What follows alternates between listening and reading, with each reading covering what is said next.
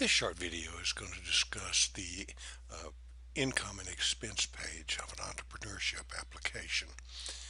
On the income and expense page, it's really broken into three major categories. You have the revenue from the operations, the expenses from the operation, and then the non-current inventory. We're going to discuss the revenue and the expenses and then leave the non-current inventory to a separate short video. In the revenue section, the the applicant will list the things that he sold from the SAE. He will also list things he might have used in the home or any value of production that is transferred out of the project or out of the SAE. In line item 1 in the revenue section, when you create the beginning inventory as discussed in the previous video, the number will go right here in the first year. And then you will take those same items and value them again at the end of the first year, and that number will go right here. So what happens is the application template will take the closing inventory, subtract the beginning inventory, and it'll use any change as income. So that makes sense because really what it's doing, think about simply having a crop in storage. If you had $100 worth at the beginning of the year and you had $150 worth at the end of the year, well, then you created $50 worth of value during the year. So that subtraction in that current inventory is simply a source of income. It's income that you generated, but you just haven't received yet. Each year, the template will take that closing inventory and it'll move it down to beginning inventory the next year, and then the applicant will value the things in current inventory again at the end, and that'll go forth through all of the years of the application. Cash sales represents the actual sales of products produced in the SAE.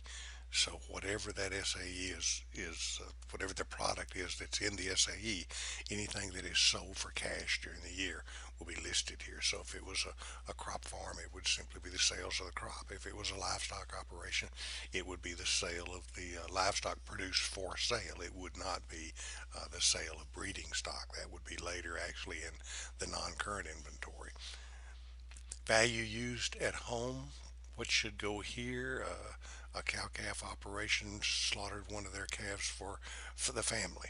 Well, at the time that animal was slaughtered, it should have a market value. Well, what could it have been sold for at that time? Value of production transferred to other enterprises, transferred to non-current, bartered, or labored. This line item is for items that might be transferred out of the enterprise, or it might be transferred to the non-current asset portion. An example of this might be in a livestock operation. Suppose a rancher had a heifer calf born in the spring. Suppose you got to the fall in December and that calf had not been sold, it would be valued as a current asset because it was produced for sale at its market value. In the second year, suppose the rancher decided to keep that heifer into his breeding herd. So in the second year, he would transfer it out of current assets at its market value, and he would transfer that to non-current assets. So you'd have a decrease in line F in the revenue section, but you would also have a matching increase down in the non-current inventory. Okay, looking at expenses from the operation, line item A, inventory purchase for resale. Perfect example of that is a person buying stocker animals to put them on pasture or put them on feed and then resell them. But it could be anything. It could be in an SAE, a student might have, his project might be renovating tractors. So he goes buys an old tractor that he's going to renovate. So that inventory purchase for resale would be the purchase price of that item. Now, the the value of those should be what they purchased them for. In other words, if you bought those steers during the year, you would record the purchase price. Let's look at line item C. Line item C is cash expenses. This is simply money spent for things like feed, seed, fuel, fertilizer, utilities, and so forth. These are cash items, so they're not inventoried items like we talked about in current assets. These are actually cash expenses. Any changes in the amount of expenses on hand at the end of the year would simply be up into the into the current inventory.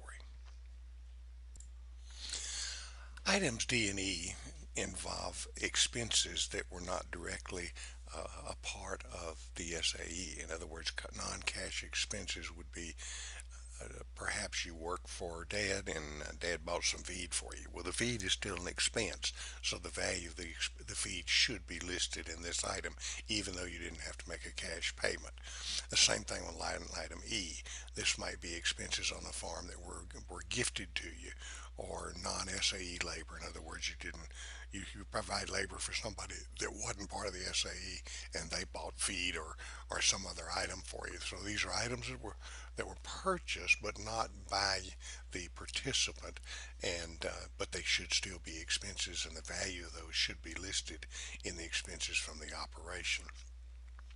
So categories 1 and 2 are simply the normal day-to-day operations of the SAE.